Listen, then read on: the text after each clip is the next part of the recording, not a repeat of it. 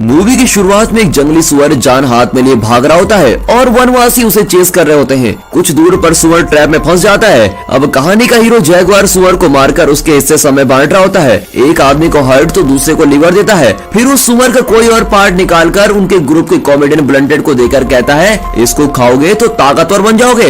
वो कहता है, यार पिछली बार भी तुमने न जाने मुझे क्या पकड़ा दिया था, मुझे और कोई हिस्सा दो। जैगुआर कहता है, इसको खाओगे तो जल्दी बाप बन जाओगे। अब मेरे बाप फ्लिंट को ही देख लो, उनके 10 बच्चे हैं 10। वो अपना शिकार सब में बांटकर आखिरी में यही पार्ट खाते हैं। फ्लिंट भी उसके हाँ में हाँ मिलाता है। उन पर विश्वास करके ब्लंटेड खाने लगता है। अब बाकी के लोग उसको देखकर हंसने लगते हैं। वो बेचारा उसको खाकर उल्टा कर रहा होता है। इतने में दोनों में प्यार भरी लड़ाई होने लगती है। फ्लिंट इस जनजाति का सरदार है। वो ब्लंटेड को अलग ले जाकर पूछता है कि तुम्हारे अब तक बच्चे क्यों नहीं हुए। फिर वो उसे पास वाले जंगल की स्वांजो लीफ नाम की पत्तियां देकर कहता है कि इसको खाओ, जल्दी तुम बाप बन जाओगे। वो थैंक यू कहकर तुरंत खाने को जाता है, पर फ्लिंट रोक कर कहता है कि इसे अपने ऊपर रगड़कर फिर खाना, तभी दवा असर करेगी। वो खुशी के आंसू बहाने लगता है। इसी बीच वहाँ कोई बाहर का आदमी आता है। वे उसे बुलाते हैं तो पता चलता है कि दूसरे गाँव के लोग अपना गाँव खाली करके इनकी ओर आ रहे हैं। वे कहते हैं कि हम लोग परेशान नहीं करेंगे, हमारा गाँव मिट चुका है, इसीलिए हम आपके गाँव से होकर किसी दूसरी जगह जा रहे हैं। फिर वे उन्हें जाने देते हैं। जाते जाते वे उन्हें मछलियाँ देते हैं और ये लोग उन्हें सुअर का मांस देते हैं। ये लोग पूछते हैं कि आपके गाँव को क्या हुआ। वे कहते हैं कि एक खतरनाक ग्रुप ने हम पर हमला किया और पूरा गांव तहस नहस हो गया। उनसे बचने के लिए हमने गांव को छोड़ दिया है। ये सुनकर जैगुआर अपने परिवार को बचाने भागता है, पर फ्लिंट उसे रोकता है और वे अपना शिकार समेटकर गांव की ओर जा रहे होते हैं। फ्लिंट अपने आदमियों से कहता है कि यहाँ तुमने जो भी सुना उसके बारे में किसी को मत बताना। अगर वे डर गए तो हम दुश्मन से लड़ नहीं पाएंगे। डर एक बहुत ही बड़ी बीमारी है। अगर एक डर गया तो वो सब में डर फैला देगा। चाहे कुछ भी हो जाए, हम दिलेरी के साथ दुश्मन का सामना करेंगे। यहाँ ब्लंटेड के घर में बच्चा न होने की वजह से उसकी सास उस पर ताने मारती रहती है। इस पर गांव वाले फिर हंसने लगते हैं। सास उसे खींचकर घर के अंदर लेके जाती है। अब बेटी और दामाद को घर के अंदर छोड़कर सिक्योरिटी की तरह बाहर खड़ी हो जाती है और कहती है, तुम कुछ भी करो पर 10 महीने में मुझे बच्चा चाहिए। अब जैगुआर अपनी फैमिली के साथ एंजॉय कर रहा होता है। उसके बेटे का नाम टर्टल है और उसकी पत्नी का नाम सेवन है। उसका 10वां महीना चल रहा होता है और किसी भी वक्त उसका बच्चा हो सकता है। यहाँ ब्लंटेड खुजलाता हुआ बाहर आता है और पानी की टंकी के अंदर बैठ जाता है। लगता है फ्लिंट ने उसे यूं ही मजाक में वो खुजली वाली पत्तियां दे दी थी। बेचारा बहुत परेशान होता है, पर सब उसे देखकर हंसने लगते हैं। अगले दिन होने वाली घातक घटना से बेखबर सब आराम से सो रहे होते हैं। सुबह होती है और जैगुआर को कोई अजीब सा सपना आता है और वो चौंक कर आंखें खोलता है। तभी हमें वनवासियों का एक ग्रुप दिखाते हैं जो हाथ में रस्सी का फंदा लिए लोगों को उसमें फांस रहे होते हैं। इतने में एक आदमी को मशाल के साथ आते देखकर जैगुआर सेवन और टर्टल को लेकर वहाँ से भागता है। उस ग्रुप के लोग वहाँ की झोपड़पट्टियों में आग लगा देते हैं और सभी को बंदी बना लेते हैं। जो लोग उनसे लड़ते हैं उन्हें वे मार डालते हैं, पर दूसरों को वो जिंदा ले लेते हैं। दूसरी ओर जैगुआर एक रस्सी की मदद से सेवन और टर्टल को एक कुएं के अंदर उतारने लगता है। कुआं लगभग 100 फीट गहरा तो जरूर होगा। वो धीरे धीरे उन्हें नीचे उतारता है। इतने में उस ग्रुप का एक आदमी जैगुआर की ओर आता है। अब जैगुआर घबराकर उन्हें तेजी से उतारने लगता है। उस आदमी के पास आते ही वो तेजी से दोनों को उतारता है। वो आदमी उसे अटैक करने आता है और जैगुआर रस्सी छोड़ देता है। सेवन और टर्टल 5 फीट की ऊंचाई से नीचे गिर जाते हैं, पर पीठ के बल गिरने के कारण दोनों बच जाते हैं। ऊपर वो आदमी जैगुआर को अटैक करता है और जैगुआर भी उसे खूब मारता है। लड़ाई के बीच जैगुआर भी कुएं में गिरने वाला होता है, पर वो आदमी का हथियार छीनकर उससे मार डालता है। अब सेवन चिल्लाती है कि तुम कहाँ जा रहे हो, तुम भी नीचे आ जाओ। वो कहता है, मैं गाँव के लोगों को बचाने में पिताजी की मदद करने जा रहा हूँ। जाते वक्त उसने रस्सी को एक पेड़ से बांध दिया होता है ताकि सेवन और टर्टल कभी भी ऊपर आ सके। यहाँ ब्लंटेड और फ्लिंट दुश्मन से खूब लड़ रहे होते हैं, पर वे दुश्मनों के फंदे में फंस जाते हैं। तब एक आदमी फ्लिंट को मार डालने होता है कि ऐन वक्त पर जैगुआर आकर उस आदमी को उठाकर पटकता है। फिर उसका चाकू उसी पर चलाने वाला होता है कि पीछे से एक आदमी उसे फंदे में फंसाकर खींच ले आता है। पर वो आदमी गुस्से में बिल्कुल साइको की तरह चिल्लाता है, तुम्हारी इतनी हिम्मत कि तुम मुझे मारोगे, और ये कहकर वो जैगुआर पर हमला करता है। तब उस ग्रुप का सरदार जिसका नाम जीरो है वो कहता है, मुझे वो जिंदा चाहिए, उसे छोड़ दो। साइको चिढ़ जाता है, पर जैगुआर अपने पिता को देखकर उसे पुकारता है। अब साइको कहता है, अच्छा ये तुम्हारा बाप है, हमें बूढ़े की बिल्कुल भी जरूरत नहीं। और ये कहकर वो जैगुआर के सामने फ्लिंट की गर्दन उड़ा देते हैं। अब वे वनवासियों को बांस की लकड़ी के साथ बांध रहे होते हैं। तब ब्लंटेड की पत्नी को साइको और दूसरा आदमी उठाकर ले जाते हैं। अब बच्चों को छोड़कर वे बाकी सभी को लकड़ी के साथ बांध रहे होते हैं। जैगुआर मायूस होकर उस कुएं की तरफ देख रहा होता है। एक आदमी ये देखकर वहाँ जाता है तो उन्हीं का एक आदमी मरा पड़ा होता है। वो कुएं के अंदर झांकता है, पर सेवन और और टर्टल एक जगह छुप जाते हैं। वो आदमी जाने वाला होता है कि उसकी नजर उस रस्सी पर पड़ती है जो पेड़ से बंधी होती है। अब उसे कुछ गड़बड़ लगती है और वो एक बड़ा पत्थर कुएं में फेंकता है। पत्थर यहाँ वहाँ तैरकर अंदर पहुँचता है तो टर्टल डर के मारे जरा चिल्लाता है। अब वो आदमी जान लेता है कि अंदर कोई ना कोई तो जरूर है। वो रस्सी काट देता है और सोचता है कि उतनी गहराई से वे बाहर नहीं आ पाएंगे और अंदर ही मर जाएंगे। अब वे सभी को बांध कर ले जा रहे होते हैं और तभी जैगुआर उस रस्सी को कुएं में गिरते हुए देखता है। जीरो के बेटे को चोट सी आई होती है। जीरो उस घाव को काटकर खून बाहर निकालता है। वे बहुत दूर पैदल चलते हैं। उनके बच्चे रोते हुए उनके पीछे से पुकार रहे होते हैं। अब रास्ते में एक बहुत ही बड़ी नदी होती है जिसे वे बड़ी मुश्किल से पार कर पाते हैं। तेजी से बहती नदी में बच्चे नहीं जा सकते, इसीलिए वे किनारे पर ही रह जाते हैं। वे सब 5 साल से छोटे बच्चे होते हैं। एक लड़की थोड़ी बड़ी होती है और वो कहती है, तुम लोग घबराना मत, मैं माँ की तरह तुम्हारी देखभाल करूंगी। और ये बहुत ही टचिंग सीन होता है। यहाँ कुएं के अंदर टर्टल के पैर पर चोट आई होती है। अब उस जमाने के लोगों की समझदारी यहाँ देखने को मिलती है। उस घाव को सीलने के लिए 7 चींटियों को पकड़कर उस घाव पर छोड़ती है। जैसे ही वे डंक मारते हैं वो चींटी का सर वहीं छोड़कर शरीर का हिस्सा तोड़ देती है। अब डंक अंदर ही लगा रहता है और बिल्कुल सिलाई की तरह उस घाव को सील कर देता है। अब ये हो गया बिल्कुल परफेक्ट और नेचुरल सर्जिकल स्टिच। वहाँ वनवासियों को जीरो एक पहाड़ी के रास्ते पर ले जा रहा होता है। तभी कुछ वनवासी फिसल कर गिरने वाले होते हैं। सबसे आगे ब्लंटेड चल रहा होता है। वो बहुत ही ताकतवर होता है और एक पेड़ की जड़ में अपना पैर फंसाकर उन्हें गिरने से बचाता है। अब ये देखकर साइको कहता है कि उन्हें कोई नहीं बचाएगा। देखते हैं कि वे किस तरह ऊपर आते हैं। फिर सब मिलकर उन लोगों को ऊपर उठा लेते हैं। उनमें से एक के पेट में चोट लगी होती है। उसे बोझ समझकर साइको उसी रस्सी को खोल देता है और वह पहाड़ से नीचे गिर जाता है। तब जीरो वहाँ आकर उस आदमी के बारे में पूछता है तो वे कहते हैं कि साइको ने उसे नीचे ढकेल दिया। अब जीरो और साइको के बीच में इस बात पर बहस हो जाती है और वो कहता है कि सरदार मैं हूँ, मैं जो कहता हूँ सिर्फ वही करो, तुम्हारी मनमानी नहीं चलेगी। अगर तुम सरदारी दिखाना चाहते हो तो मुझसे लड़कर दिखाओ। अब साइको चुप हो जाता है। सरदार कहता है बिल्कुल इसी तरह अपनी लिमिट में रहो और यहाँ एक भी आदमी नहीं मरना चाहिए। रात हो जाती है और वे रात भर भी चलते रहते हैं। सुबह हो जाती है और वे अब भी चल रहे होते हैं। इस तरह दिन रात चलते चलते एक जगह पर बहुत बड़ा पेड़ गिरता है और इनका रास्ता ब्लॉक हो जाता है। फिर एक औरत की लाश को दिखाते हैं जिस पर चिकन पॉक्स के निशान होते हैं। अब लाश के पास बैठी लड़की को भी चिकन पॉक्स होता है। जीरो के आदमी उस बेचारी को छड़ी से दूर हटाते हैं और कहते हैं तुम्हें छूत की बीमारी है, दूर हट जाओ। वो लड़की ने अजीब नजरों से देखकर इनकी पूरी भविष्यवाणी साफ साफ बता देती है और कहती है तुम सबको खत्म करने के लिए इंसान अपने काले चीते पर सवार होकर जमीन को फाड़ कर बाहर आएगा। जब दिन में रात का अंधेरा छाने लगेगा तब तुम समझ लेना कि वो आ गया है। और ये सुनकर वे चले जाते हैं। आखिर में वे एक जगह पहुँचते हैं। अब तक आप वनवासियों का रहन सहन देख रहे थे, पर जीरो जहाँ इन्हें ले आया था वहाँ के लोग पत्थरों से घर बना रहे होते हैं। ये लोग सभ्यता में शायद जरा आगे निकल चुके होते हैं क्योंकि ये जंगल के बाहर पत्थर से घर बनाना सीख चुके थे। सोच समझ में भी ये लोग काफी आगे निकल चुके होते हैं। वहाँ मांस मछली का अलग ही मार्केट होता है। घर बनाने के लिए चूना अलग बनाया जाता है और घर को रंगने के साधन भी वहाँ पर होते हैं। इतना ही नहीं, कपड़ों के लिए रंगीन डाई भी वहाँ पर तैयार कर रहे होते हैं। वनवासियों को चौंका देने वाली बात यह होती है कि वहाँ की औरतों ने कपड़ों से अपने शरीर को ढका होता है। मतलब ये कि कपड़े पहनने का कल्चर उन लोगों में शुरू हो चुका था। वे कपड़ों को ही नहीं शरीर को भी रंगते हैं और शायद फैशन के मामले में भी वे काफी आगे थे। और इस तरह सभ्यता, समझदारी, विज्ञान, फैशन इत्यादि में विकास की ओर जा रहे ये लोग पिछड़ी हुई जनजाति को पकड़कर उन्हें अपना गुलाम बनाकर लाए होते हैं और इस तरह लाए गए लोगों को वे वहाँ नीलाम कर रहे होते हैं। औरतों को भी कई लोग खरीदते हैं, बुजुर्ग औरतों को कोई नहीं खरीदता और इस तरह न बिकने वाली बुजुर्गों को वो शायद छोड़ देते हैं। उस हिसाब से ब्लंटेड की सास का कोई खरीदार नहीं होता, इसीलिए वे उसे खोलकर वहाँ से भगा देते हैं। इस सीन में उन दोनों की बातचीत नहीं होती पर उनकी आंखें हजार बातें कर लेती है। अब वनवासी आदमियों पर नीला रंग लगाकर एक बड़े मंदिर जैसी जगह पे लेके जाते हैं। वहाँ 107 सीढ़ियाँ होती है और ऊपर वहाँ का राजा, रानी, पुजारी और कई लोग बैठे होते हैं। इन लोगों को उनके सामने खड़ा किया जाता है। ये सोचकर तो हमारा हार्ट बीट और भी तेज हो जाता है। न जाने ये सभी लोग हमारे वनवासियों के साथ क्या करने वाले हैं। तभी वे फैसला करते हैं कि इस धरती को प्यास लगी है और हमें उसकी प्यास बुझानी है। फिर वे एक वनवासी को नीचे लेटाकर उसका हृदय नोचकर बाहर निकालते हैं। फिर वे उसका सर काटकर सीढ़ियों से नीचे लुढ़का देते हैं। अब नीचे खड़े लोग उसे एक जाल में पकड़कर गेंद की तरह उससे खेलने लगते हैं। फिर वे उसका शरीर फेंक देते हैं।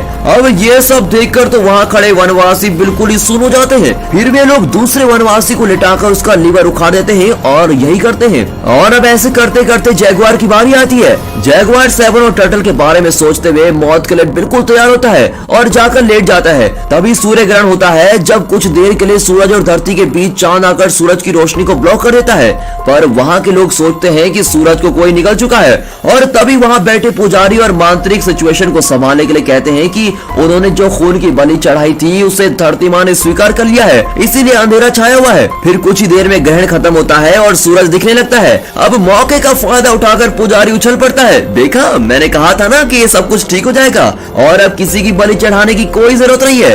अब ये सुनकर सभी खुश हो जाते हैं और बाकी वनवासियों को जिंदा रहने देते हैं। जीरो पूछता है कि वो सब तो ठीक है, पर इन लोगों को पेंट करके हम बलि के लिए लाए हैं, और राजा कहता है कि इन्हें ले जाओ और जो मर्जी करो। फिर वे वनवासियों को दो दो करके खोलते हैं। पहले वे ब्लंटेड और उसके साथी को खोलते हैं और सामने एक बड़ा मैदान होता है जिसके उस तरफ मकई का खेत होता है। जीरो का बेटा खेत के आगे खड़ा हो जाता है और मैदान के इस तरफ वनवासी खड़े हो जाते हैं। अब साइको वनवासियों से कहता है कि खेत के उस तरफ तुम्हारा जंगल है, ताकत है तो बच के निकल लो। बेचारे उसकी बात मानकर भागने लगते हैं और पीछे से उन पर तीर, भाले और पत्थर फेंकने लगते हैं। एक पत्थर ब्लंटेड के साथी के सर पर लगता है और वो बेचारा लहूलुहान होकर गिर जाता है। इतने में ब्लंटेड को एक बड़ा भाला लगता है और वो वहीं गिर जाता है। अब मौत से लड़ते हुए इन लोगों की बची हुई जान भी जीरो का बेटा ले लेता है। फिर जैगुआर और दूसरा वनवासी भागते हैं और अपने साथियों को खोने के बाद वे कुछ और प्लान करते हैं और सीधे दौड़ने के बजाय जिगजैग मोशन में दौड़ते हैं ताकि उनका निशाना चूक जाए। पर जीरो के आदमी और भी होशियार होते हैं, वे उस पैटर्न को नोटिस करते हैं और उसी के मुताबिक एम करते हैं। अब तीर ठीक जैगुआर के साथी के मुंह में लगती है और जीरो जैगुआर को टारगेट करता है और उसका तीर जैगुआर के पेट में फंस जाता है। जीरो का बेटा उसकी जान लेने के लिए आता है पर ब्लंटेड उसका पैर पकड़ लेता है। इतने में जैगुआर अपने शरीर पर लगे हुए सारे तीर निकालता है और उन्हें छुपा लेता है। इस बात से बेखबर जीरो का बेटा उसकी गर्दन काटने आता है और ऐसे ही मौका पाकर जैगुआर तीर उसकी गर्दन में घुसा देता है और वो वहीं स्पॉट पे मर जाता है। अब जीरो और उसके आदमी ने चेस करते हैं पर तब तक जैगुआर खेत के अंदर घुस चुका होता है। अब बेटे के खूनी को जीरो लगातार चेस करता है। भागते भागते जैगुआर देखता है कि बिना सर की लाशों से पूरा तालाब भरा होता है और वनवासियों के सर काटकर इन लोगों ने जो पूजा की थी शायद वैसी पूजा ये लोग हजारों बार कर चुके थे। जैगुआर उन लाशों को पार करके जंगल में पहुंच जाता है और जीरो के आदमी उसका पीछा नहीं छोड़ते। उनसे बचने के लिए वो एक लंबे पेड़ के ऊपर चढ़ जाता है। उसका प्लान होता है कि वे उसे ढूंढते हुए जंगल के उस तरफ चले जाएंगे। बिल्कुल वैसा ही होता है और वे सीधे भाग रहे होते हैं। जैगुआर का खून भागते हुए साइको की पीठ पर गिरता है। ये सोचकर जैगुआर मुड़ता है तो पेड़ के ऊपर से एक काला चीता उसे घूर रहा होता है। वहाँ जीरो का एक आदमी साइको की पीठ पर लगा खून देखता है और कहता है कि वो जरूर किसी पेड़ के ऊपर छुपा हुआ है। अब वे सारे पेड़ चेक करते हैं। यहाँ जान हाथ में लिए जैगुआर भाग रहा होता है और वो काला चीता उसे चेस करता रहता है। इतने में जीरो के आदमी सिर्फ जैगुआर को देखकर उसे चेस करने लगते हैं। अब जैगुआर और चीते के बीच ये लोग फंस जाते हैं। चीता उनके आदमी को भी अटैक करके मार डालता है और बाकी आदमी अपने भाले से उस चीता को मार डालते हैं। तभी एक आदमी कहता है कि उस छोटी बच्ची की बात सच निकली, उसने दिन में रात होने की बात की थी और फिर कहा था कि चीते पर एक आदमी आकर तुम सबको मिटाएगा, वही सब हो रहा है। अब जीरो गुस्से में कहता है कि बकवास बंद करो, मैं उस आदमी को फाड़कर उसके खाल निकाल दूंगा और फिर उसे तड़पा तड़पा कर मार डालूंगा, तुम लोग देख लेना। ये कहकर वे सब आगे चले जाते हैं। अब यहाँ जैगुआर बचकर भाग रहा होता है और रात भी होने लगती है। दूसरी ओर जैगुआर के गांव में उस कुएं को दिखाते हैं। वहाँ दो बंदर आपस में लड़कर कुएं में गिर जाते हैं। एक टर्टल को अटैक करने लगता है पर सेवन उसे लकड़ी से मारकर टर्टल को बचा लेती है। अब जीरो के आदमी देखते हैं कि जैगुआर का नीला रंग कुछ जगहों पर लगा होता है। उसे फॉलो करते हुए वो जा रहे होते हैं कि अचानक एक आदमी को सांप काट देता है।